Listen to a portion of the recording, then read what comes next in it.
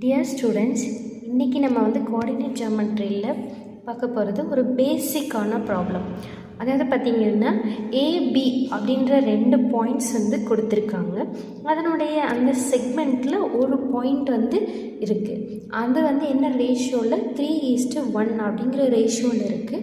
அப்போ இன்னொரு பாயிண்டில் ஒரு வேல்யூ என்ன அப்படிங்கிறது தான் இந்த சம்மில் நம்ம பார்க்க போகிறது. பாருங்கள், P அப்படிங்கிறது P of 6, 2 divides the line segment joining A of 6, 5 and B of 4, y in the ratio 3:1. Then find the value of y. இப்போ ஆல்ரெடி நமக்கு ஃபார்முலாஸ் தெரியும். ஸோ x, y அப்படிங்கிறது இங்கே P of 6, 2. இங்கே ரேஷியோ பார்த்திங்க அப்படின்னா m:n.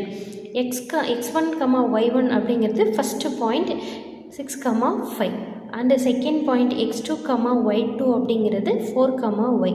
So நமக்கு தெரிஞ்ச ரேஷியோ ஃபார்முலாவில் இதை சப்ஸ்டியூட் பண்ணுறோம். Here y equal to 2, m அப்படிங்கிறது 3, n அப்படிங்கிறது 1. x1, y1, x2, y2 இந்த வேல்யூஸ் அப்படியே எடுத்து நம்ம இந்த ஃபார்முலாவில் சப்ஸ்டியூட் பண்ணோம் அப்படின்னா நமக்கு 2 ஈக்குவல் டு 3y + 5/4 அப்படின்னு கிடச்சிருக்கு. இதை சிம்பிளிஃபை பண்ணோம் அப்படின்னா நமக்கு y ஈக்குவல் டு 1 அப்படின்னு கிடச்சிருக்கு. தட்ஃபோர் த பாயிண்ட் P இஸ் 4, 1 அப்படிங்கிறது நமக்கு கிடச்சிருக்க சொல்யூஷன்.